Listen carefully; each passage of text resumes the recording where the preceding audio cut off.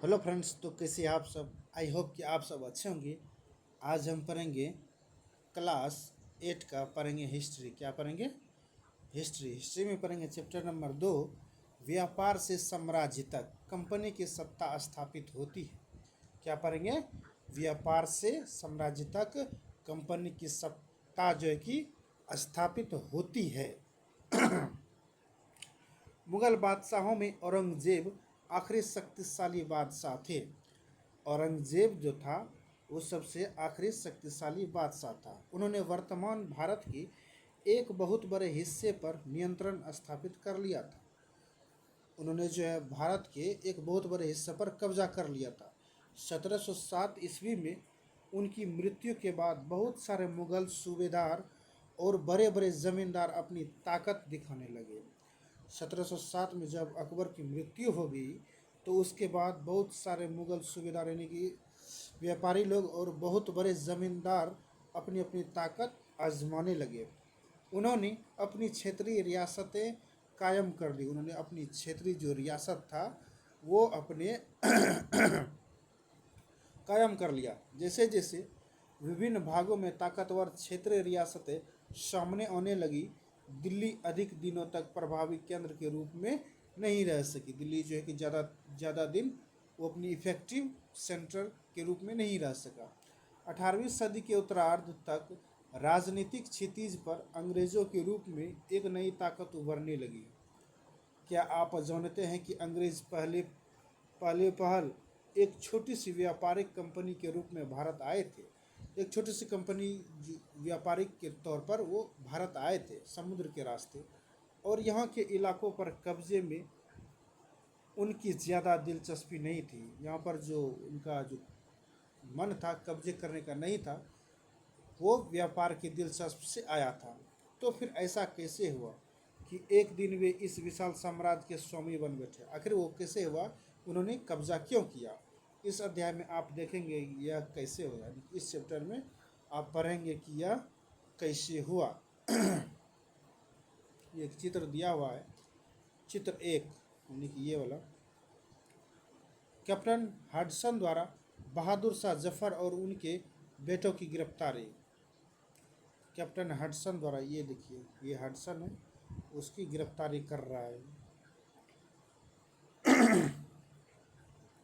औरंगजेब के बाद कोई मुगल बादशाह इतना ताकतवर तो नहीं हुआ, लेकिन एक प्रतीक के रूप में मुगल बादशाहों का महत्व बना हुआ था। एक जो सिंबल के रूप में मुगल बादशाह का इम्पोर्टेंस बना हुआ था। जब 1857 में ब्रिटिश शासन के विरुद्ध भारी विद्रोह शुरू हो गया तो विद्रोहियों ने मुगल बादशाह बहादुर शाह जफर को ही अपना नेता मान लिया। विद्रोह होने के बाद मुगल बादशाह को ही अपना नेता मान लिया था। जब विद्रोह कुचल दिया गया तो कंपनी ने बहादुर शाह जफर को देश छोड़ने के लिए मजबूर कर दिया, यानी कि देश छोड़ो, और उनके बेटों को जफर के सामने ही मार डाला। उसके बेटों को उसके सामने ही मार डाला। देखिए, पूर्व में ईस्ट इंडिया कंपनी आ जाना, यानी कि पहले ही पूर्व में ईस्ट इंडिया कंपनी का आ जाना। सन 1600 यानी कि 1600 ईस्वी में ईस्ट इंडिया कंपनी ने इंग्लैंड की महारानी एलिजाबेथ प्रथम से चार्टर अर्थात इजाज़तनामा हासिल कर लिया। इजाज़तनामा उसने की एलिजाबेथ से जो है कि उन्होंने एग्रीमेंट बनवा लिया था, जिससे कंपनी को पूरब से व्यापार करने का अधिकार मिल गया था। कि अपनी रानी से वो कंपनी का जो है कि व्यापार करने के लिए कुछ इम्पोर्टेंट कागजात बनवा लिए थे। इस इजाज़तनामे का मतलब यह था कि इंग्लैंड की कोई और व्यापारिक कंपनी इस इलाके में ईस्ट इंडिया कंपनी से होर नहीं कर सकती। यानी कि वो जो कंपनी कागजात बनाया था कि इस कंपनी के अलावा कोई दूसरा कंपनी इस क्षेत्र में नहीं आ सकता। इस चार्टर के सारे कंपनी समुद्र पार जाकर नए इलाकों को खंगाल सकती थी। इस चार्ट के इशारे से जो है कि समुद्र के रास्ते आसपास की जगह पर जाकर वो खंगाल सकती थी। वहाँ से सस्ती कीमत पर चीज़ें खरीद कर उन्हें यूरोप में ऊंची कीमत पर बेच सकती थी, जहाँ पर वो सस्ती वस्तु खरीद कर यूरोप में जाकर उसको महंगे दामों पर बेचा जाता था। कंपनी को दूसरी अंग्रेज व्यापारिक कंपनियों के प्रतिस्पर्धा का कोई भय नहीं था। दूसरे व्यापारिक का कोई भय भी नहीं था क्योंकि उन्होंने कागजात बनवा लिए थे। उस जमाने में वाणिज्यिक कंपनियां मोटे तौर पर प्रतिस्पर्धा से बचकर ही मुनाफा कमा सकती थी। प्रतिस्पर्धा से बचाकर ही वो प्रॉफिट कमाते थे। अगर कोई प्रतिस्पर्धा ना हो तभी वे सस्ती चीज़ें खरीद कर उन्हें ज़्यादा कीमत पर बेच सकती थी। लेकिन यह शाही दस्तावेज दूसरे यूरोपीय ताकतों को पूरब के बाजार में आने से नहीं रोक सकता था।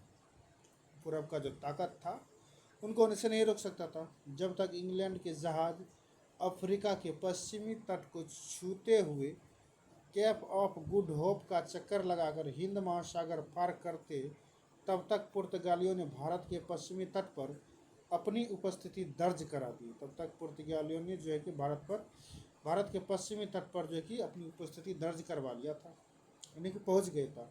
वे गोवा में अपना ठिकाना बना चुके थे, मतलब गोवा में रहते थे। पुर्तगाल के खोजी यात्री वास्को डी गामा ने ही 1498 में पहली बार भारत तक पहुंचने के इस समुद्री मार्ग का पता लगाया। 1498 ईस्वी में किसने समुद्री मार्ग का पता लगाया? वास्को डी गामा ने भारत आने का रास्ता खोजा। 17वीं शताब्दी की शुरुआत तक डच भी हिंद महासागर में व्यापार के संभावनाएं तलाशने लगे थे। डच भी हिंद महासागर में व्यापार जो कि तराशने लगे थे। कुछ ही समय बाद फ्रांसीसी व्यापारी भी सामने आए, मतलब कि कुछ सालों बाद फ्रांसीसी व्यापारी भी सामने आ गए। समस्या यह थी कि सारी कंपनियां एक जैसी चीज़ें ही खरीदना चाहती थी। प्रॉब्लम तो ये था कि ईस्ट इंडिया कंपनी भी ऐसी चीज़ें खरीदते थे और दूसरी कंपनी जो आते थे वो भी ऐसी ही चीज़ें खरीदते थे। यूरोप के बाज़ारों में भारत के बने बारीक सूती कपड़े और रेशम की ज़बरदस्त मांग थी। इनके अलावा काली मिर्च, लौंग, इलायची और दालचीनी की भी ज़बरदस्त मांग रहती थी। कौन सी चीज़? काली मिर्च, लौंग, इलायची और दालचीनी का ज़्यादा मांग था। यूरोपीय कंपनियों के बीच इस बढ़ती प्रतिस्पर्धा से भारतीय बाज़ारों में इन चीज़ों की कीमतें बढ़ने लगी थी। चीज़ों का प्राइस जो था बढ़ने लगा था और उनसे मिलने वाला मुनाफा गिरने लगा। उनसे जो प्रॉफिट मिलता था वो नीचे हो रहा। अब इन व्यापारिक कंपनियों के फलने फूलने की यही एक रास्ता था कि वे अपनी प्रतिस्पर्धी कंपनियों को ख़त्म कर दिए।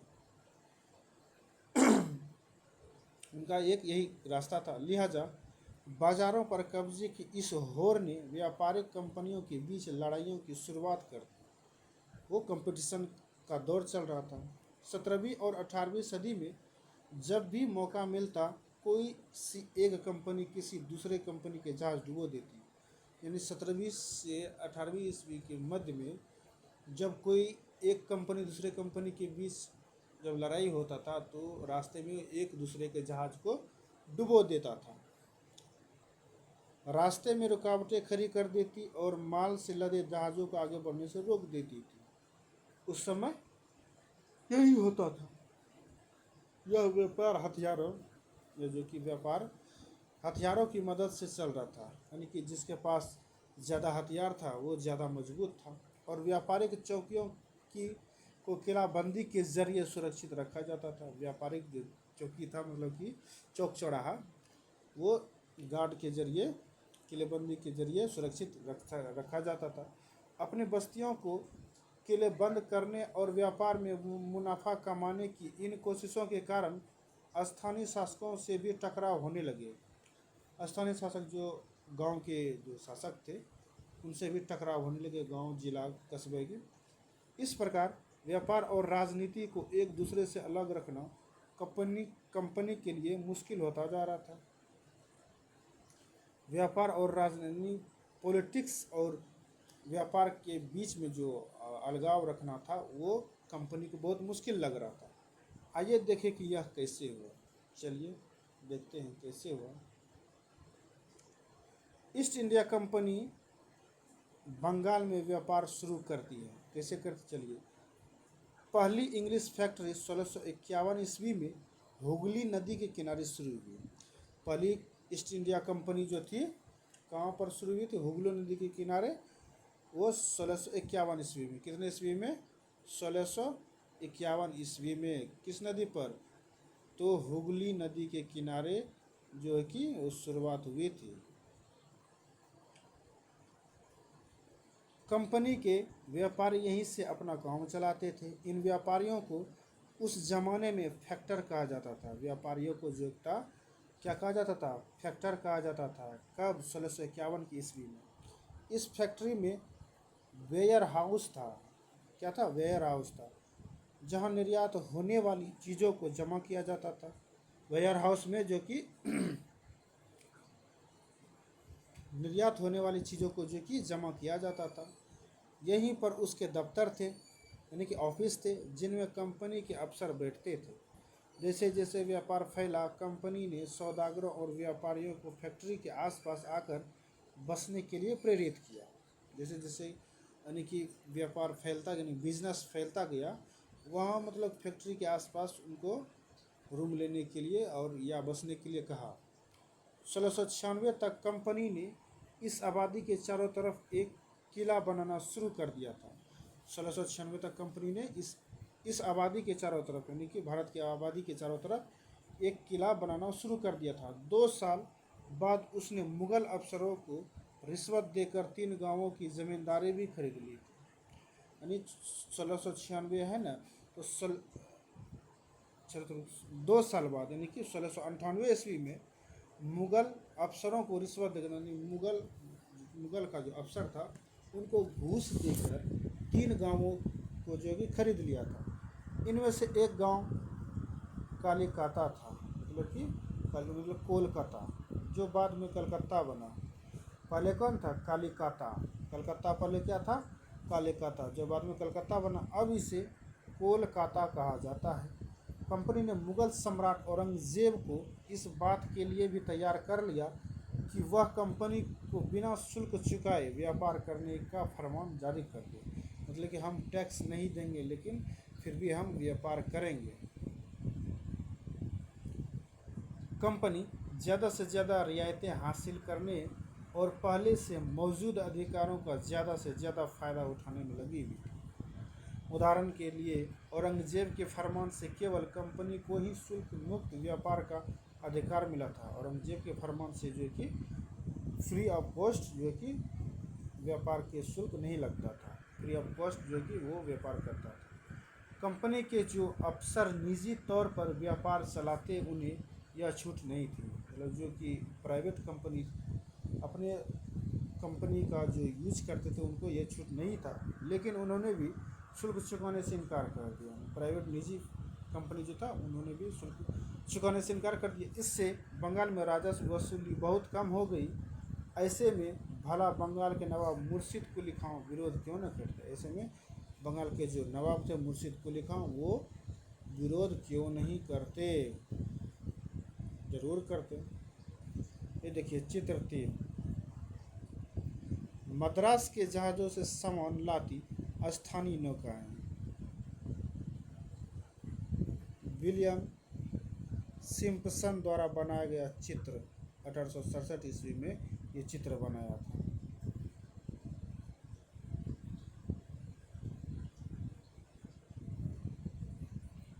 व्यापार से युद्धों तक, चलिए देखते हैं व्यापार से युद्धों तक। 18वीं सदी की शुरुआत में कंपनी और बंगाल के नवाबों की टकराव काफ़ी बढ़ गया था। बंगाल के नवाब और कंपनी के बीच टकराव पैदा हो गया था। औरंगजेब की मृत्यु के बाद बंगाल के नवाब अपनी ताकत दिखाने लगे थे। औरंगजेब का जब मृत्यु हो गया था, उसके बाद जो बंगाल के नवाब थे अपनी ताकत का प्रदर्शन करने लगे थे। उस समय दूसरी क्षेत्रीय ताकतों की स्थिति भी ऐसी ही थी। मुर्शिद कुली खान के बाद अलीवर्दी खान और उसके बाद सिराजुद्दौला बंगाल के नवाब बने। उस समय जो दूसरी क्षेत्रीय ताकतों की स्थिति भी ऐसी थी, मतलब दूसरा क्षेत्र का जो पावर था वो भी ऐसा ही था। मुर्शिद कुली खान के बाद अली वर्दी खान और उसके बाद सिराजुद्दौला बंगाल के नवाब बने। ये सभी शक्तिशाली शासक थे, मतलब पावरफुल शासक थे। उन्होंने कंपनी को रिया रिया रियायतें देने से मना कर दिया, मतलब कि टैक्स देने से मना कर दिया। व्यापार का अधिकार देने के बदले कंपनी से नजराने मांगे। उसे सिक्के ढलाने का अधिकार नहीं दिया और उसकी किलेबंदी को बढ़ाने से रोक दिया गया। मतलब वहाँ के जो शासक था वो कंपनी पर पूरी तरह रोक लगा दिया गया। कंपनी पर धोखाधड़ी का आरोप लगाते हुए उन्होंने दलील दी कि उसकी वजह से बंगाल सरकार के राजस्व वसूली कम होती जा रही है। बंगाल के जो नवाब थे उन्होंने कंपनी पर आरोप लगाया, एलिगेशन लगाया कि कंपनी की वजह से ही यहाँ का राजस्व वसूली कम होता गया और नवाबों की ताकत कमज़ोर पड़ रही है। कंपनी टैक्स चुकाने को तैयार नहीं थी। उसके अफसरों ने अपमानजनक चिट्ठियां लिखी और नवाबों को, उनके अधिकारियों को अपमानित करने का प्रयास किया। ये एलिगेशन लगाया। कंपनी का कहना था कि स्थानीय अफसरों को की बेतुकी मांगों से कंपनी का व्यापार तबाह हो रहा है। व्यापार तभी फूल सकता है जब सरकार शुल्क हटा दे। मतलब कंपनी ने एक लेटर लिखा कि हम पर जो टैक्स लगा रहे हैं वो आप छोड़ दें। कंपनी को इस बात का भी यकीन था कि अपना व्यापार फैलने के लिए उसे अपनी आबादी बढ़ानी होगी। बात तो सही है, गांव खरीदने होंगे और किलों का पुनर्निर्माण करना होगा। ये टकराव दिनों दिन गंभीर होते गए। अंततः इन टकरावों की परिणत प्लासी के प्रसिद्ध युद्ध के रूप में हुई। इसका जो ये टकराव जो था प्लासी के प्रसिद्ध युद्ध में इसका परिणत हो गया, मतलब कि चेंजेज हो गया। ये देखिए रॉबर्ट क्लाइव का चित्र है। ये कठपुतली, यह एक खिलौना होता है जिसे आप धागों के सहारे अपने हिसाब से नचाते हैं।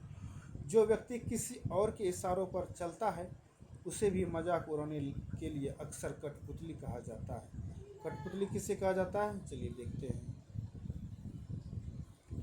अब देखिए प्लासी का युद्ध कब हुआ, कैसे हुआ, अब देखते हैं। प्लासी का युद्ध 1756 ईस्वी में अली वर्दी खान की मृत्यु के बाद, किसके बाद, अली वर्दी खान की मृत्यु के बाद सिराजुद्दौला बंगाल के नवाब बने थे।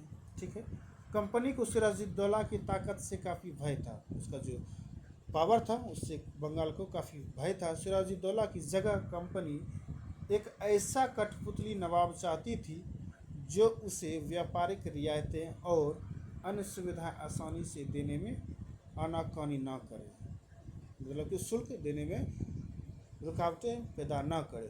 कंपनी ने प्रयास किया कि सिराजुद्दौला के प्रतिद्वंदियों में से किसी को नवाब बना दिया जाए। मतलब ईस्ट इंडिया कंपनी ने ये पूरा जोर लगा दिया कि सिराजुद्दौला का प्रतिद्वंदी मतलब विरोधी को नवाब बना दिया जाए।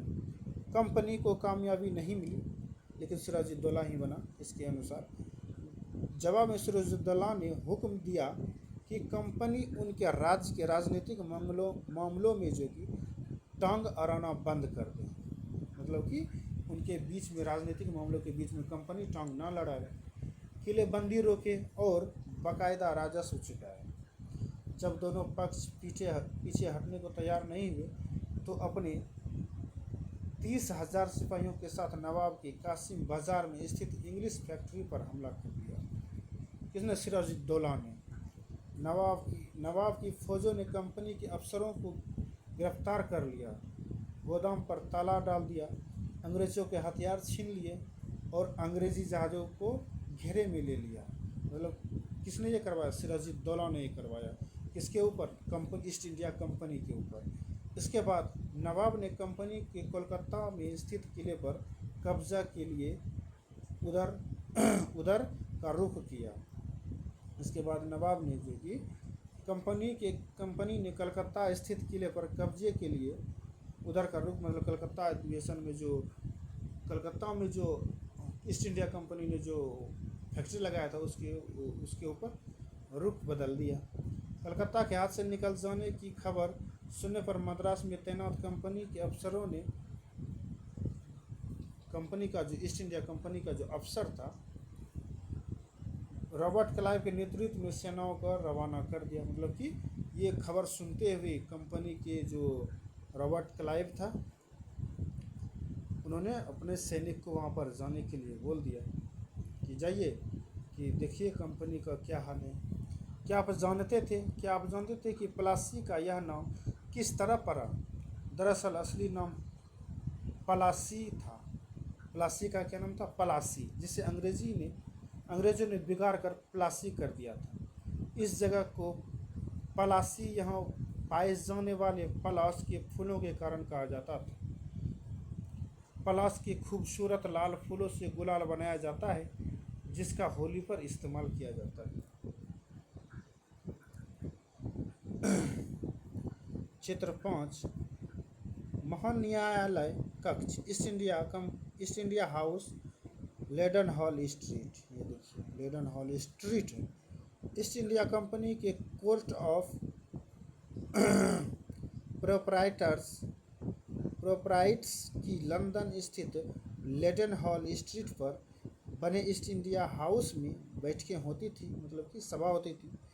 यह ऐसी ही एक सभा का चित्र है। देखिए वहाँ से स्टार्ट करते हैं। रॉबर्ट क्लाइव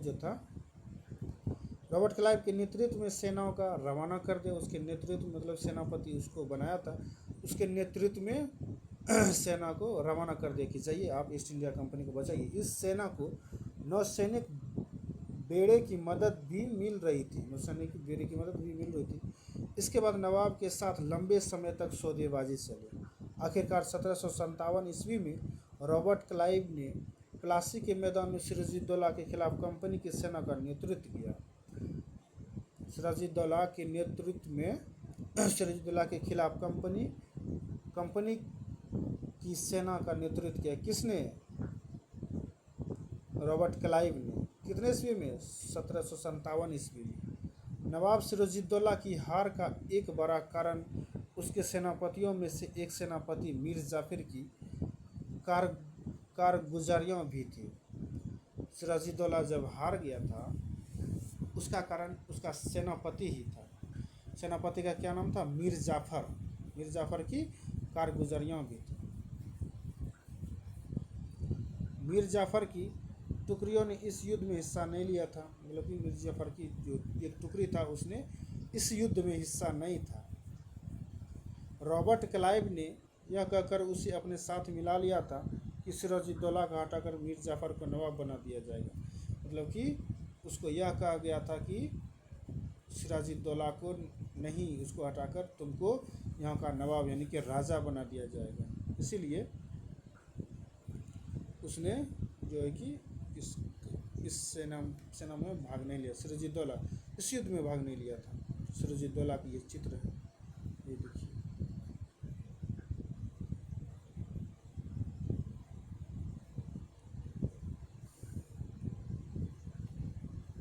संपन्नता का आश्वासन क्या होता है, चलिए देखते हैं। इंग्लैंड के लोग ईस्ट इंडिया कंपनी की शासकीय महत्वाकांक्षाओं को संदेह और अविश्वास से देखते थे। प्लासी की लड़ाई के बाद रॉबर्ट क्लाइव ने अंग्रेज सम्राट के एक मुख्य विदेश मंत्री विलियम पिट को 7 जनवरी 1759 को कलकत्ते से यह चिट्ठी भेजी थी। मुख्य विदेश मंत्री जो था, उन्होंने किसको भेजा था? पिट को। कितने ईस्वी में? 7 जनवरी 1759 ईस्वी को कलकत्ते से यह चिट्ठी भेजी थी। लेकिन इतनी विशाल सत्ता एक वाणिज्यिक कंपनी के लिए बहुत बड़ी बात होगी। मैं खुद यह सोचकर अभिभूत हूँ कि इन समृद्ध रियासतों पर पूरा कब्जा हासिल करने में कोई परेशानी नहीं आएगी। अब मैं यह फैसला आप पर छोड़ता हूँ कि क्या सालाना 20 लाख स्टर्लिंग की आमदनी और 3 प्रांतों का कब्जा कोई ऐसी चीज़ है जिस पर इतना शोर मचाना उचित हो। प्लासी की जंग इसलिए महत्वपूर्ण मानी जाती है क्योंकि भारत में यह कंपनी की पहली बड़ी जीत थी। भारत में जो कि ईस्ट इंडिया कंपनी की पहली और सबसे बड़ी जीत थी। प्लासी की जंग के बाद सिराजुद्दौला को मार दिया गया। उसके जंग के बाद सिराजुद्दौला को जो है कि हराकर मार दिया गया और मीर जाफ़र को नवाब बना दिया गया। कंपनी अभी भी शासन की जिम्मेदारी संभालने को तैयार नहीं थी। उसका मूल उद्देश्य तो व्यापार का फैलाना था। अगर यह काम स्थानीय शासकों की मदद से बिना लड़ाई लड़े ही किया जा सकता था तो किसी राज्य को सीधे अपने कब्जे में लेने की क्या ज़रूरत थी। देखिए कैसा दिमाग है कंपनी का। जल्दी ही कंपनियों को एहसास होने लगा कि यह रास्ता भी आसान नहीं है। कठपुतली नवाब भी हमेशा कंपनी के इशारों पर नहीं चलते थे। आखिरकार उन्हें भी तो अपनी प्रजा की नज़र में सम्मान और संप्रभुता का दिखावा करना पड़ता था। तो फिर कंपनी क्या करती? जब मीर जाफ़र ने कंपनी का विरोध किया तो कंपनी ने उसे हटाकर मीर कासिम को नवाब बना दिया। जब मीर जाफ़र ने कंपनी का विरोध किया तो कंपनी ने मीर जाफ़र को हटाकर मीर कासिम को वहाँ का नवाब बना दिया।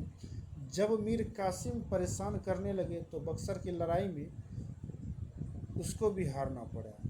यानी कि मीर कासिम को भी ईस्ट इंडिया कंपनी के विरुद्ध हारना पड़ा।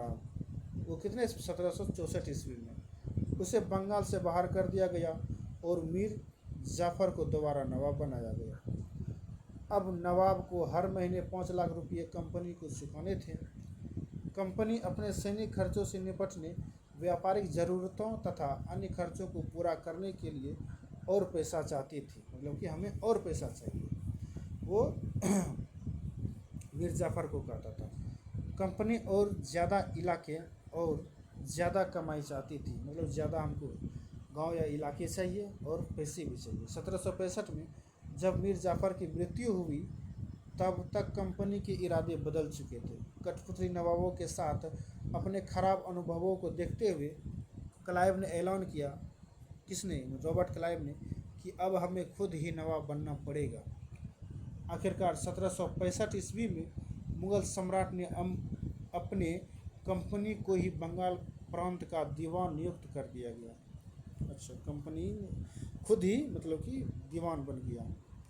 दीवानी मिलने के कारण कंपनी को बंगाल के विशाल राजस्व संसाधनों पर नियंत्रण मिल गया था। इस तरह कंपनी की एक पुरानी समस्या हल हो गई थी। 18वीं सदी की शुरुआत से ही भारत के साथ उसका व्यापार बढ़ता जा रहा था। 18वीं सदी की शुरुआत से ही उसका व्यापार और लंबा होता जा रहा था, लेकिन उसे भारत में ज़्यादातर चीज़ें ब्रिटेन से लाए गए सोने और चांदी के बदले में खरीदनी पड़ती थी। मतलब सोना चांदी के बदले खरीदनी पड़ती थी। इसकी वजह ये थी कि उस समय ब्रिटेन के पास भारत में बेचने के लिए कोई चीज़ें ही नहीं थी। प्लासी की जंग के बाद ब्रिटेन से सोने की निकासी कम होने लगी और बंगाल की दीवानी मिलने के बाद तो ब्रिटेन से सोना लाने की ज़रूरत ही नहीं रही। अच्छा, वहाँ से सोना लाने का ज़रूरत ही नहीं रहा। अब भारत से होने वाली आमदनी के सहारे ही कंपनी अपने खर्चे चला सकती थी। अच्छा, इस कमाई से कंपनी भारत में सूती और रेशम कपड़ा खरीद सकती थी। इस कमाई से जो कि भारत में जो कि सूती और रेशमी कपड़ा खरीद सकते थे। कौन? कंपनी। अपने फौजी को संभाल सकती थी, अपने फौजी को संभाल, और कलकत्ते में किलों और दफ्तरों का निर्माण की लागत उठा सकती थी। वो कौन कर सकती थी? East India company. नवाब की शिकायतें क्या क्या थी, चलते देखते हैं। 1733 ईस्वी में बंगाल के नवाब ने इंग्लिश व्यापारियों के बारे में यह कहा था। जब वे पहली बार हमारे देश में आए थे तो उन्होंने सरकार के सामने विनती करते हुए कहा था कि उन्हें एक फैक्ट्री बनाने के लिए थोड़ी सी ज़मीन दे दी जाए। शुरुआत में जब ईस्ट इंडिया कंपनी आई थी तो वहाँ के शासक जो था वो हाथ फैलाने लगे थे कि उन्हें एक फैक्ट्री लगाने के लिए थोड़ी सी ज़मीन दे दिया जाए। उन्हें वह ज़मीन तो मिल गई, पर उन्होंने वहाँ मजबूत किला ही खड़ा कर दिया डाला। इसके चारों तरफ गड्ढे बना दिए जो नदी से जुड़ते हैं। दीवारों पर उन्होंने न जाने कितनी तोपें तैनात कर दी है। उन्होंने बहुत सारे सौदागरों और अन्य लोगों को अपने मेहनत करने के लिए तैयार कर लिया और वह 1 लाख रुपये राजस्व वसूल कर रहे हैं। वे असंख्य औरतों और मर्दों को उनके ही देश में गुलाम बनाकर लूट खसूट कर रहे हैं। देखिए ईस्ट इंडिया कंपनी की एशिया। ऐसी हिम्मत थी उस समय। कंपनी के अफसर नवाब बन बैठे। कंपनी के अफसर जो कि वहाँ का नवाब बन बैठे। नवाब बनने का क्या मतलब था? इसका एक मतलब तो यह था कि कंपनी के पास अब सत्ता और ताकत थी, मतलब पावर भी था और सत्ता भी था, मतलब पॉलिटिशियन भी थे। लेकिन इसके कुछ और फायदे भी थे। कंपनी का हर कर्मचारी नवाबों की तरह जीने के ख्वाब देखने लगता था। वाह! ईस्ट इंडिया कंपनी का हर कर्मचारी जो था वो सोचता था कि हम नवाब ही बन जाएंगे। प्लासी के युद्ध के बाद बंगाल के असली नवाबों को इस बात के लिए बाध्य कर दिया गया कि वे कंपनी के अफसरों को निजी तोहफे के तौर पर ज़मीन और बहुत सारा पैसा दें। ज़मीन भी दे और हमको पैसा भी दें। खुद रॉबर्ट क्लाइव ने ही भारत में बेहिसाब दौलत जमा कर लिए थे।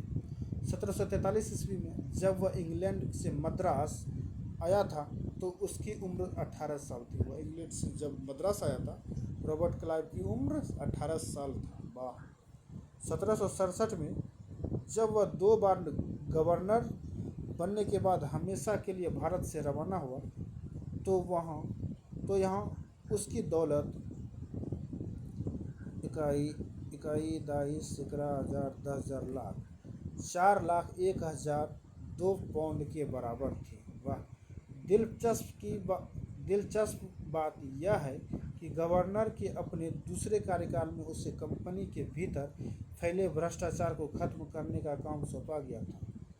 लेकिन 1772 ईस्वी में ब्रिटिश संसद में उसे खुद भ्रष्टाचार के आरोप पर अपनी सफाई देनी पड़ी। रॉबर्ट क्लाइव को यह नियुक्त किया गया था कि आप भ्रष्टाचार को खत्म कीजिए, लेकिन वो खुद ही भ्रष्ट निकला। सरकार को उसकी अकूत संपत्ति के स्रोत संदेहास्पद हो लग रहे थे। उसे भ्रष्टाचार आरोपों से बरी तो कर दिया गया, लेकिन 1774 में उसने आत्महत्या कर ली। 1774 में रॉबर्ट क्लाइव ने आत्महत्या कर ली।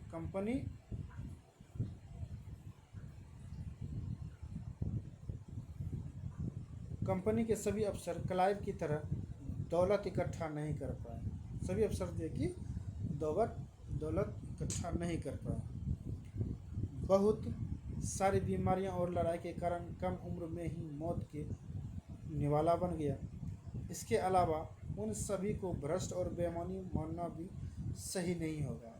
इसके अलावा जो उन सभी को भ्रष्ट भी मानना सही नहीं होगा। उनमें से बहुत सारे अफसर साधारण परिवारों से आते थे। उनकी सबसे बड़ी इच्छा बस यही थी कि वे भारत में ठीक ठाक पैसे कमाएं और ब्रिटेन लौटकर आराम की ज़िंदगी बसर करें। भारत में आए हैं तो पैसा कमाएंगे और ब्रिटेन में जाकर आराम से ज़िंदगी जिएंगे। जो जीते जी धन दौलत लेकर वापस लौट गए, उन्होंने वहाँ आलीशान जीवन जिया। उन्होंने वहाँ के लोग नवाब कहते थे। यह भारतीय शब्द नवाब का ही अंग्रेजी संस्करण बन गया था। उन्होंने लोग अक्सर नए अमीरों और सामाजिक हैसियत में रातों रात ऊपर आने वाले लोगों के रूप में देखते थे। नाटकों और कार्टूनों में उनका मजाक उड़ाया जाता था। नाटकों और कार्टूनों में उनका नवाब जो था उनको मजाक उड़ाते थे। क्लाइव खुद को कैसे देखता था? रॉबर्ट क्लाइव खुद को कैसा देखता? चलिए, संसद की एक समिति के सामने सुनवाई के दौरान क्लाइव ने कहा था कि प्लासी की लड़ाई के बाद उसने जबरदस्त संयम का परिचय दिया। आइए देखें उसने क्या कहा।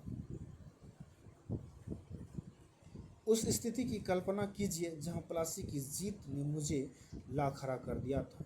एक ताकतवर राजा मेरे इशारों पर चल रहा था। एक संपन्न शहर मेरी दया पर था। उसके सबसे दौलतमंद महाजन मेरी एक एक मुस्कुराहट के लिए एक दूसरे से गिरेबान खींच रहे थे। मैं ऐसे खजानों के बीच से गुजर रहा था जो सिर्फ मेरे लिए खुले हुए थे। एक तरफ सोना और दूसरी तरफ जवाहरात थे। अध्यक्ष महोदय, मैं अपने इस संयम को देखकर बहुत हैरान हूँ। वाह, तुम्हारी जिंदगी। कंपनी का फैलता शासन। उस समय कैसा शासन था, चलिए देखते हैं। यदि हम 1757 से 1857 के बीच ईस्ट इंडिया कंपनी के द्वारा भारतीय राज्यों पर कब्जे की प्रक्रिया को देखें तो कुछ महत्वपूर्ण बातें सामने आती हैं। किसी अनजान इलाके में कंपनी ने सीधे सैनिक हमला प्राय नहीं किया। किसी अनजान इलाके में जो कि सैनिकों ने बेवजह हमला नहीं किया। उसने किसी भी भारतीय रियासत का अधिग्रहण करने से पहले विभिन्न राजनीतिक, आर्थिक और कूटनीतिक संसाधनों का इस्तेमाल किया। पॉलिटिक्स के जरिए या तो किसी के जरिए उसने उसको इस्तेमाल किया। बक्सर की लड़ाई 1764 ईस्वी में हुआ था। बक्सर की लड़ाई के बाद कंपनी ने भारतीय रियासतों में रेजिडेंट तैनात कर दिए। यह कंपनी के राजनीतिक या व्यावसायिक प्रतिनिधि होते थे। रेजिडेंट में क्या होते थे? कंपनी के तैनात किए गए राजनीतिक या व्यावसायिक प्रतिनिधि होते थे। उनका काम कंपनी के हितों की रक्षा करना और उन्हें आगे बढ़ाना था। रेजिडेंट के माध्यम से कंपनी के अधिकारी भारतीय राज्यों के भीतर मामलों में भी दखल देने लगे थे। भारतीय राज्यों में भी दखल देने लगे थे। अगला राजा कौन होगा, किस पद पर किसको बिठाया जाएगा, इस तरह की चीज़ें भी कंपनी के अफसर ये तय करना चाहते थे। कई बार कंपनी ने रियासतों पर सहायक संधि भी थोप दी थी। सहायक संधि भी थोप दिया था। जो रियासत इस बंदोबस्त को मान लेती थी उसे अपनी स्वतंत्र सेनाएं रखने का अधिकार नहीं रहता था।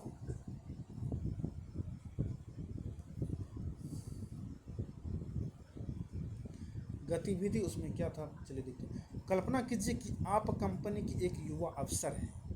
क्या है? अफसर है और कुछ महीने के लिए भारत आए हैं। अब इंग्लैंड में रहने वाली कंपनी मां के नाम एक चिट्ठी लिखकर उन्हें अपनी ऐशो आराम भरी जिंदगी के बारे में बताएं और उसकी तुलना ब्रिटेन में अपने पुराने जीवन से करें। चलिए आप एक नोट्स में कीजिएगा। उसे कंपनी की तरफ से सुरक्षा मिलती थी और सहायक सेना के रखरखाव के लिए वह कंपनी को पैसा देती थी। अच्छा, अगर भारतीय शासक रकम अदा करने में चूक जाते थे तो जुर्माने के तौर पर उनका इलाका कंपनी अपने कब्जे में लेती थी। वाह! उदाहरण के लिए जब रिचर्ड वेलेस्ली गवर्नर जनरल था, वेलेस्ली गवर्नर जनरल 1798 से लेकर 1805 ईस्वी तक था। उस समय अवध के नवाब को 1801 में अपना आधा इलाका कंपनी को सौंपने के लिए मजबूर किया गया, क्योंकि नवाब सहायक सेना के लिए पैसे अदा करने में चूक गए थे। उसमें कंपनी जो कहता था, ईस्ट इंडिया कंपनी जो कहता था, वहाँ के शासक को मानना पड़ता था। इसी आधार पर हैदराबाद के भी कई इलाके छीन लिए गए।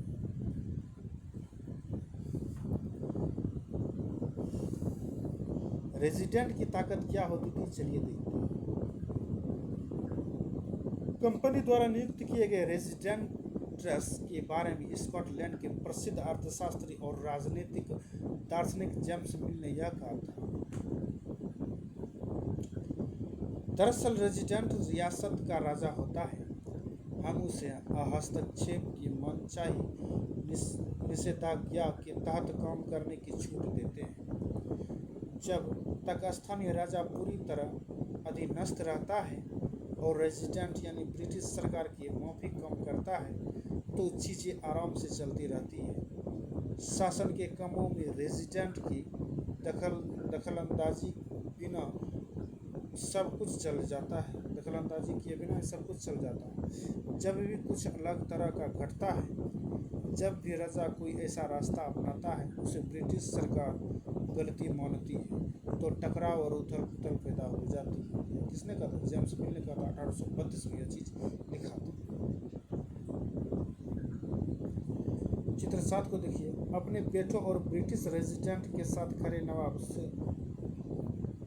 सुजाउद्दौला टीली केटल द्वारा बनाया गया चित्र। सुजाउद्दौला टीली केटल द्वारा बनाया गया चित्र यह तो 1772 ईस्वी में बनाया था। बक्सर की लड़ाई के बाद हुई संधियों के फलस्वरूप नवाब सुजाउद्दौला के ज़्यादातर अधिकार छीन लिए गए थे, लेकिन वहाँ वह रेजिडेंट के सामने अपनी चिर परिचित शाही शान और शौकत के साथ दिखाई दे रहे हैं। शाही शानों के साथ दिखाई दे रहे हैं।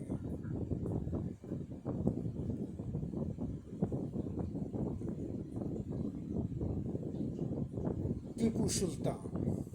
टीपू सुल्तान सैर ए मैसूर।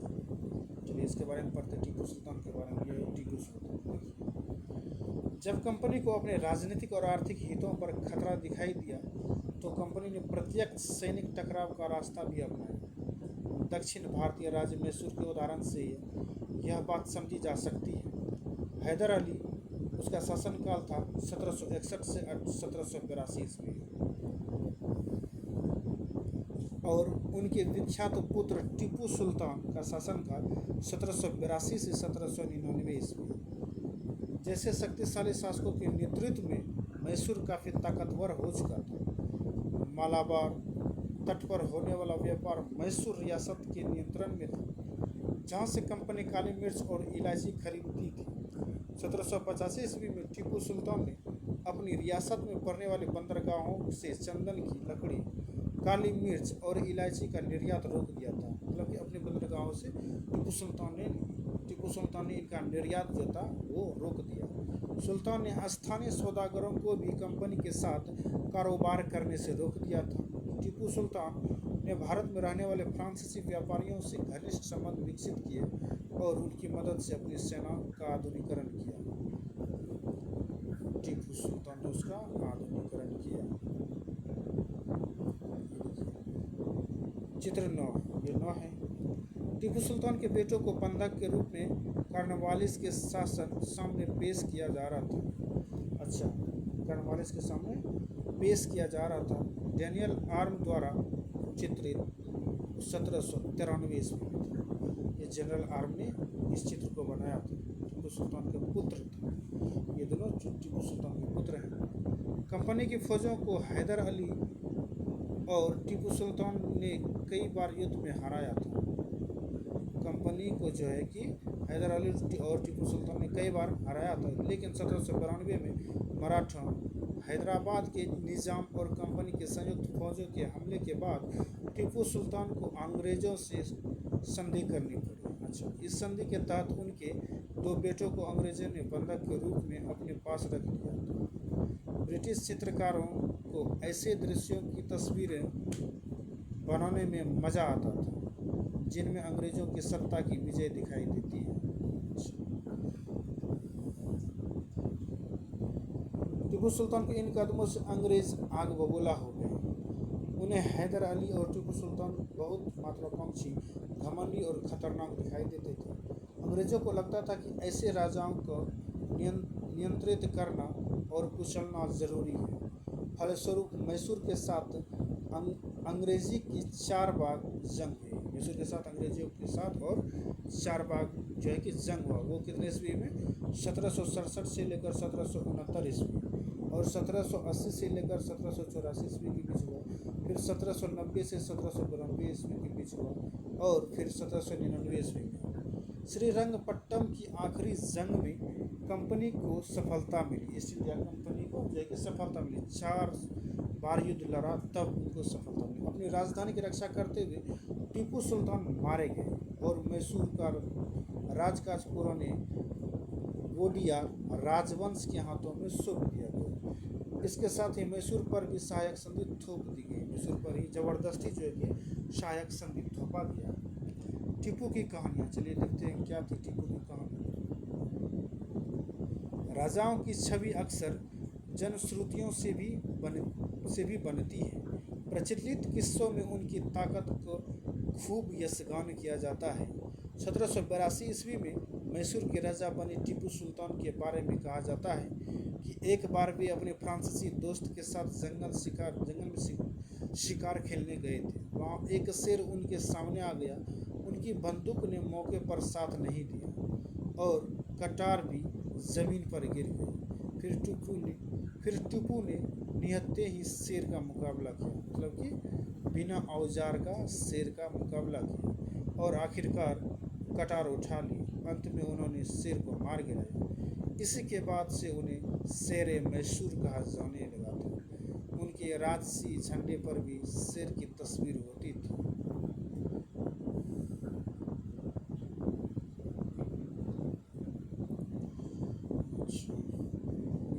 चित्र 10, टीपू का खिलौना शेर। ये देखिए, टीपू सुल्तान का खिलौना शेर। यह टीपू के एक विशालकाय एक मशीनी खिलौने की तस्वीर है। इसमें यह नकली शेर एक यूरोपीय सिपाही को दबाए हुए है। नकली सिपाही को दबाए हुए है। जब इसका हैंडल घुमाया जाता था तो नकली शेर दहाड़ता होता और सिपाही के भीतर से चीख की आवाज़ें आती थी। अब यह खिलौना शेर लंदन में स्थित विक्टोरिया एंड एल्बर्ट म्यूजियम में रखा है। 4 मई 1799 को जब कंपनी राजधानी श्रीरंगपट्टनम की रक्षा करते हुए टीपू सुल्तान की मृत्यु हो गई तो अंग्रेज इस खिलौने को भी अपने साथ लेकर चले गए।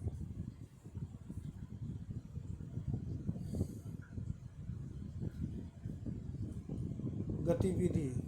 कल्पना कीजिए कि आपको श्रीरंगपट्टनम के युद्ध और टीपू सुल्तान की मौत के बारे में खबर देने वाले 2 पुराने अखबार मिलते हैं।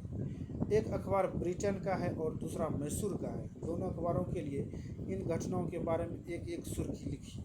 आप एक नोट्स में लिखिए। मराठों से लड़ाई। 18वीं शताब्दी के आखिर से कंपनी मराठों की ताकत को भी काबू और खत्म करने के बारे में सोचने लगी थी। 1761 में पानीपत की तीसरी लड़ाई में हार के बाद दिल्ली से देश का शासन चलाने का मराठों का सपना चूर चूर हो गया। 1761 में जब पानीपत की तीसरी लड़ाई हुई थी, उनमें मराठों का सपना चूर चूर हो गया। उन्हें कई राज्यों में बांट दिया गया। इन राज्यों की बागडोर सिंधिया, होलकर, गायकवाड़ और भोंसले जैसे अलग अलग राजवंशों के हाथों में थी। ये सारे सरदार एक पेशवा यानी कि सर्वोच्च मंत्री के अंतर्गत एक कन्फेडरेसी यानी कि राज्यमंडल के सदस्य थे। पेशवा इस राज्यमंडल का सैनिक और प्रशासकीय प्रमुख होता था और पुणे में रहता था। कहाँ रहता था? पुणे में। महादजी, सिंधिया और नाना फर्नांडिस 18वीं सदी के आखिर के 2 प्रसिद्ध मराठा योद्धा और राजनीतिक थे। प्रसिद्ध मराठा योद्धा भी था और पॉलिटिशियन भी थे। एक के बाद एक कई युद्ध में कंपनी ने मराठों को घुटने टेकने पर मजबूर कर दिया। एक के बाद जो है कि कंपनी ने मराठों पर भी कब्जा करना शुरू कर दिया। पहला युद्ध 1782 में ईस्वी में सालबाई संधि के साथ खत्म हुआ, जिसमें कोई पक्ष नहीं जीत पाया। दूसरा अंग्रेज मराठा युद्ध 1803 ईस्वी से लेकर 1805 यानी कि 2 साल युद्ध हुआ। कई मोर्चों पर लड़ा गया। इसका नतीजा यह हुआ कि उड़ीसा और यमुना के उत्तर में स्थित आगरा व दिल्ली सहित कई भूभाग अंग्रेजों के कब्जे में आ गए। मतलब कि अंग्रेजों ने उस पर कब्जा कर लिया था। अंततः 1817 से 1819 ईस्वी के तीसरे अंग्रेज मराठा युद्ध में मराठों की ताकत को पूरी तरह कुचल दिया गया। देखिए 1817 से लेकर 1819 ईस्वी के बीच भी युद्ध लड़ा जिन्होंने मराठा को पूरी तरह कुचल दिया गया। पेशवा को पुणे से हटाकर कानपुर के पास बिठूर में पेंशन पर भेज दिया गया। अब विंध्य के दक्षिण में स्थित पूरे भूभाग पर कंपनी का नियंत्रण हो चुका था। देखिए पूरी तरह कंपनी का नियंत्रण कर लिया था कंपनी ने। सर्वोच्चता का दावा। उपरोक्त विवरण से स्पष्ट है कि 19वीं सदी की शुरुआत से कंपनी क्षेत्रीय विस्तार की आक्रामक नीति पर चल रही थी। लॉर्ड हेस्टिंग्स 1813 से 1823 तक गवर्नर जनरल बने। उसके नेतृत्व में सर्वोच्चता की एक नई नीति शुरू की गई। कंपनी का दावा था कि उसकी सत्ता सर्वोच्च है, इसलिए वह भारतीय राज्यों से ऊपर है। अपने हितों की रक्षा के लिए वह भारतीय रियासतों का अधिग्रहण करने या उनको अधिग्रहण की धमकी देने का अधिकार अपने पास मानती थी, यानी कि धमकी वो देते थे। यह सोच बाद में भी अंग्रेजों की नीतियों में दिखाई देती रही है। ये देखिए लॉर्ड हेस्टिंग्स। लेकिन यह प्रक्रिया रोक टोक नहीं चली। उदाहरण के लिए, जब अंग्रेजों ने कित्तूर, फिलहाल कर्नाटक में के छोटे से राज्य को कब्जे में लेने का प्रयास किया तो रानी चेन्नम्मा ने हथियार उठा लिए और अंग्रेजों के खिलाफ आंदोलन छेड़ दिया। मतलब कि अंग्रेजों के खिलाफ वो लड़ने को तैयार हो गई। और रानी चेन्नम्मा 1824 ईस्वी में उन्हें गिरफ्तार किया गया और 1829 में जेल में ही उनकी मृत्यु हो गई। रानी चेन्नम्मा के बाद कित्तूर स्थित संगोली के एक करीब चौकीदार रायन्ना ने यह प्रतिरोध जारी रखा। चौतरफा समर्थन और सहायता से उन्होंने बहुत सारे ब्रिटिश शिविरों और दस्तावेजों को नष्ट कर दिया था। आखिरकार उन्हें भी अंग्रेजों ने पकड़कर 1830 ईस्वी में फांसी पर लटका दिया। प्रतिरोध के ऐसे कई दूसरे उदाहरण आप इस किताब में आगे में भी पढ़ेंगे। देखिए, कित्तूर रानी चेन्नम्मा की स्मृति में बनाई गई मूर्ति। देखिए, रानी चेन्नम्मा 1830 के दशक के अंत में ईस्ट इंडिया कंपनी रूस के प्रभाव से बहुत डरी हुई थी। रूस के प्रभाव से जो कि बहुत डरा हुआ था।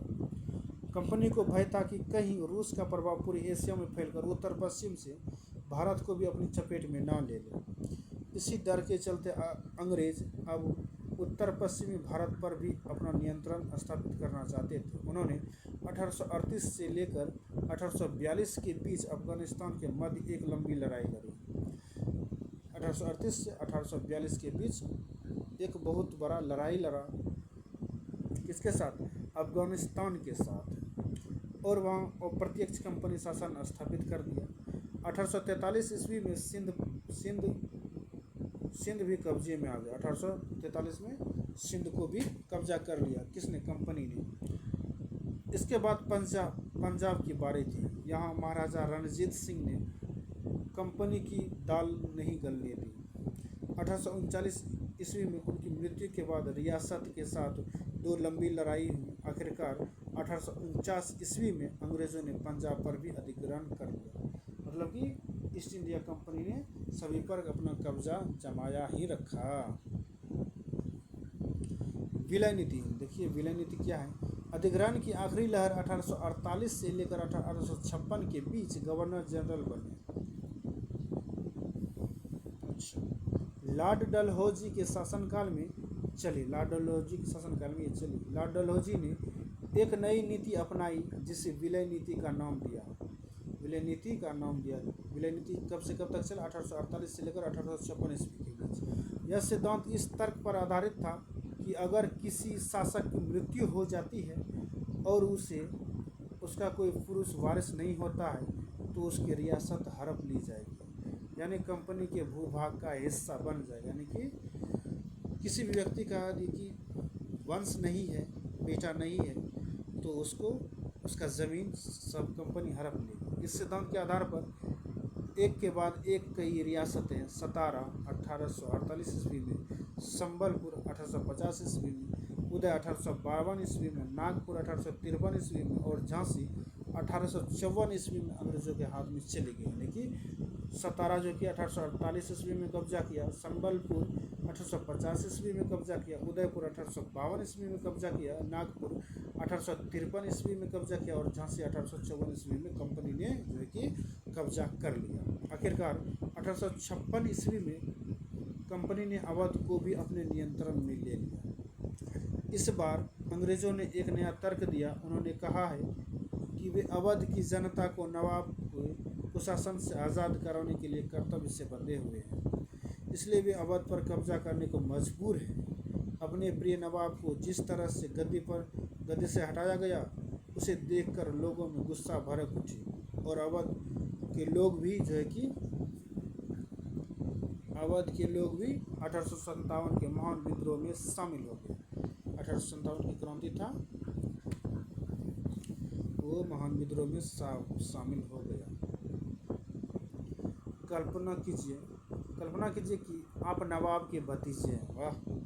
आपको बचपन से ही यह एहसास कराया गया है कि एक दिन आप राजगद्दी संभालेंगे।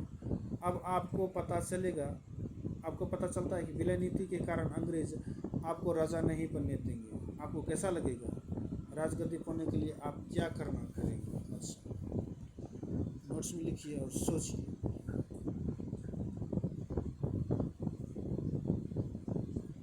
ये लिखिए, लाहौर पर कब्जा किया था, दिल्ली पर, लखनऊ पर, काठमांडू पर, बनारस पर, कोलकाता पर, बड़ौदा पर, पूना पर, मुंबई पर, गोवा पर, हैदराबाद पर, मैसूर पर, मद्रास पर, इन सभी पर जो है कि कंपनी ने अपना कब्जा जमाया हुआ था। किसने? East India company.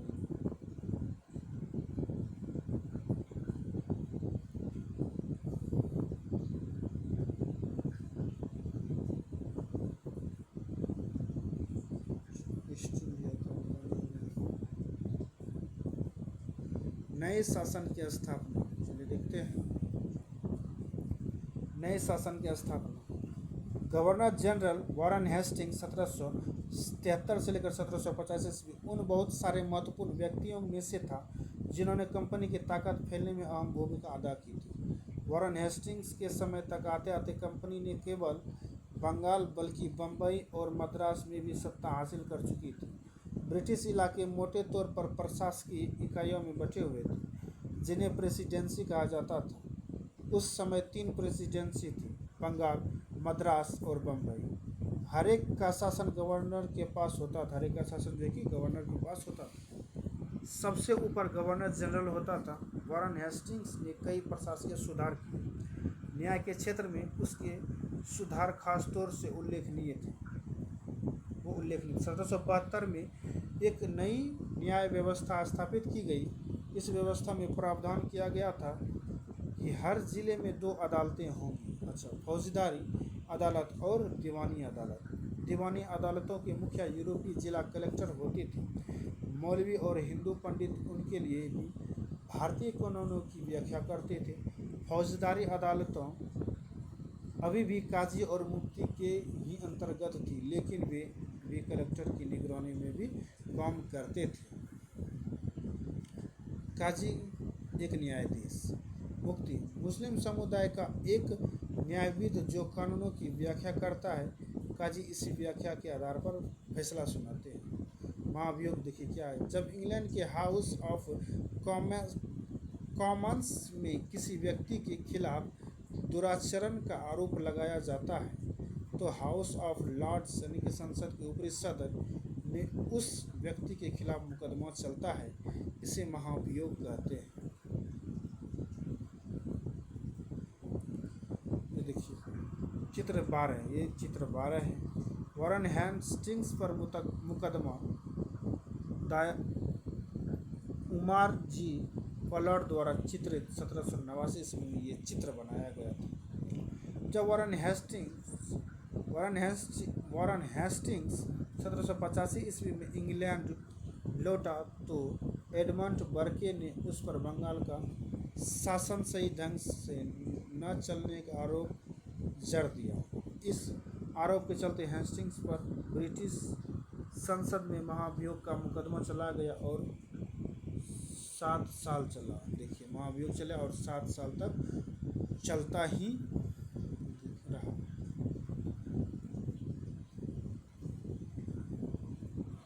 एक बड़ी समस्या यह थी कि ब्राह्मण पंडित धर्मशास्त्र की अलग अलग शाखाओं के हिसाब से स्थानीय कानूनों की अलग अलग व्याख्या कर देते थे। इस भिन्नता को खत्म करके समरूपता लाने के लिए 1775 ईस्वी में 11 पंडितों को भारतीय कानूनों का एक संकलन तैयार करने का काम सौंपा गया। एन बी हॉलहेड ने इस संकलन का अंग्रेजी में अनुवाद किया। 1778 तक यूरोपीय न्यायाधीशों के लिए मुस्लिम कानूनों की भी एक संहिता तैयार कर ली थी। 1773 के रेगुलेटिंग एक्ट के तहत एक नए सर्वोच्च न्यायालय की स्थापना की गई थी। रेगुलेटिंग के तहत एक सर्वोच्च न्यायालय हाईकोर्ट की स्थापना की गई थी। इसके अलावा कलकत्ता में अपीली अदालत, सदर निजामत अदालत की भी स्थापना की गई थी। भारतीय जिले में कलेक्टर सबसे बड़ा अहोदा होता था। भारतीय जिले में सबसे बड़ा कलेक्टर अहोदा होता था। जैसा कि नाम से ही पता चलता है, उसका मुख्य काम लगान और कर इकट्ठा करना तथा न्यायाधीशों, पुलिस अधिकारियों व दरोगा की सहायता से जिले में कानून व्यवस्था बनाए रखना होता था। उसका कार्यकाल कलेक्टर सत्ता और संरक्षण का नया केंद्र बना गया था, जिसे पुराने सत्ता केंद्रों को हाशिए पर ढकेल दिया गया। सत्ता के पुराने केंद्रों पर हाशिए पर ढकेल दिया गया। कंपनी के साथ भारत में शासन और सुधार के लिए नए विचार तो आए, लेकिन उसकी असली सत्ता सैनिक ताकत में थी। असली सत्ता सैनिक ताकत में थी।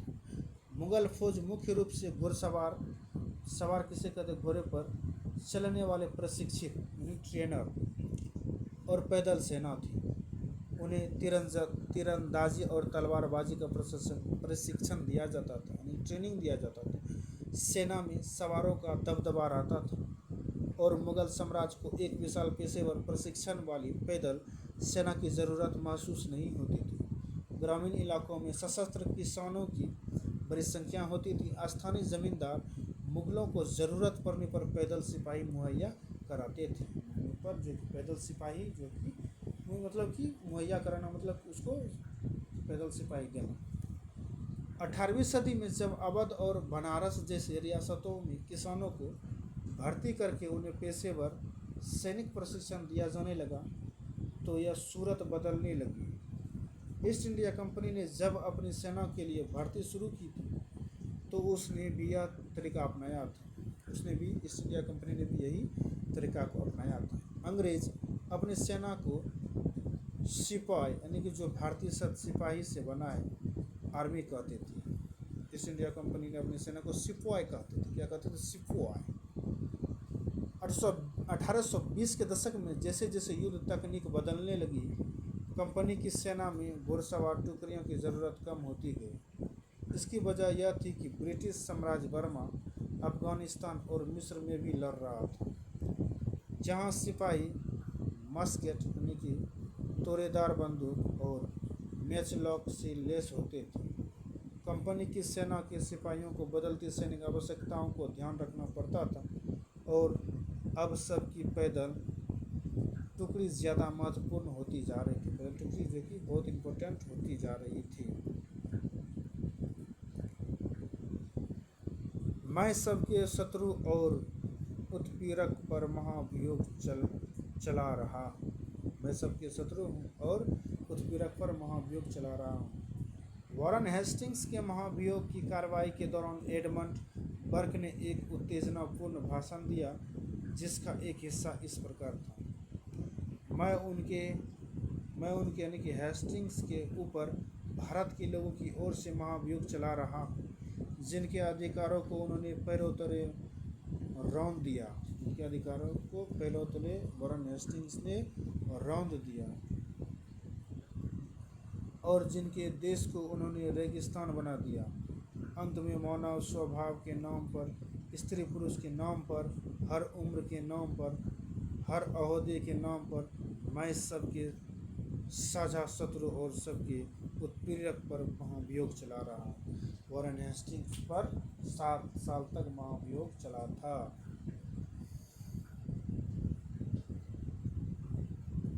देखिए, धर्मशास्त्र किसे कहते हैं? संस्कृत की ऐसी कृतियाँ जिनमें सामाजिक और तौर तरीकों और आचरण के सिद्धांतों की व्याख्या की जाती थी।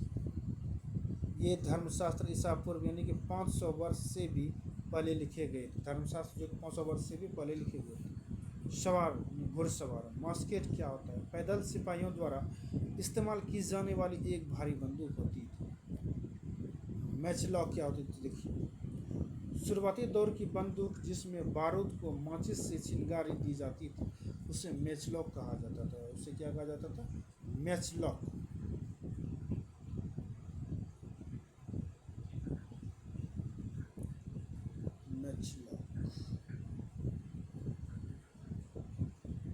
ये देखिए चित्र 13।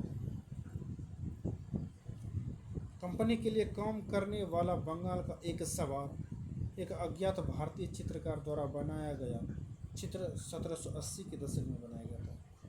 मराठा और मैसूरों के साथ हुए युद्धों के बाद कंपनी को अपनी घुड़सवार टुकड़ियों को मजबूत करने की अहमियत समझ में आने लगी थी। मजबूत करने की जो कि अहमियत समझ में आने लगा था। 19वीं सदी की शुरुआत में अंग्रेज एक समरूप सैनिक संस्कृति विकसित करने लगे थे।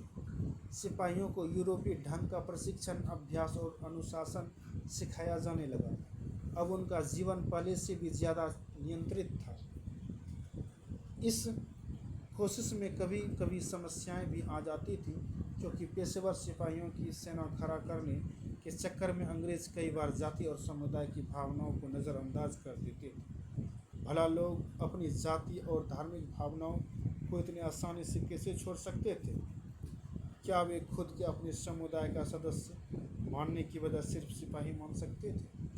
सिपाही क्या महसूस करते थे? अपने जीवन और अपनी पहचान, यानी वे कौन हैं, इस बात के एहसास में जो बदलाव आ रहे थे, उनको सिपाहियों ने किस तरह देखा? 1857 का विद्रोह हमें सिपाहियों की इस दुनिया की झलक दिखता है। इस विद्रोह के बारे में आप अध्याय 5 में पढ़ेंगे, यानी कि चैप्टर नंबर 5 में पढ़ेंगे। देखिए निष्कर्ष क्या निकला है, चलिए देखते हैं। ईस्ट इंडिया कंपनी की व्यापारिक कंपनी से बढ़ते बढ़ते एक भौगोलिक औपनिवेशिक शक्ति बन गई। 19वीं सदी की शुरुआत में नई भाप तकनीक के आने से यह प्रक्रिया और तेज हुई। तब तक समुद्र मार्ग से भारत पहुंचने में 6 से 8 माह का समय लगता था। भाप से चलने वाली जहाज़ों ने यह यात्रा 3 हफ्तों में समेट दी। इसके बाद तो ज़्यादा से ज़्यादा अंग्रेज और उनके परिवार भारत जैसे दूर देशों में आने जाने लगे। 1857 तक भारतीय उपमहाद्वीप के 63% भूभाग और 78% आबादी पर कंपनी का सीधा शासन स्थापित हो चुका था। कितना प्रतिशत? 78% आबादी पर कब्जा कर लिया था। देश के शेष भूभाग और आबादी पर कंपनी का अप्रत्यक्ष प्रभाव था। इस प्रकार व्यावहारिक स्तर पर ईस्ट इंडिया कंपनी पूरे भारत को अपने नियंत्रण में ले चुकी थी, पूरा इंडिया को अपने कंट्रोल में ले चुका था। तो चलिए आज की क्लास में इतना ही, तब तक जय हिंद जय भारत।